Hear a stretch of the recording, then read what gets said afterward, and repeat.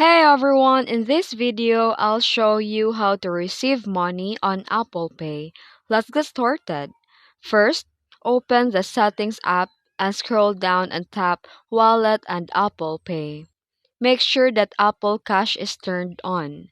This enables you to send, receive, and store money right from your iPhone. And remember, Apple Pay is the payment system that lets you pay digitally, while Apple Cash is like a prepaid card inside your wallet that holds your balance. To receive the money, open the Message app and start a chat with the person that you want to request from. Tap the plus icon next to the message bar and choose Apple Cash. Enter the amount and tap Request. When your friend accepts and sends the money, it will appear in your Apple Cash balance automatically inside your wallet app. And that's it.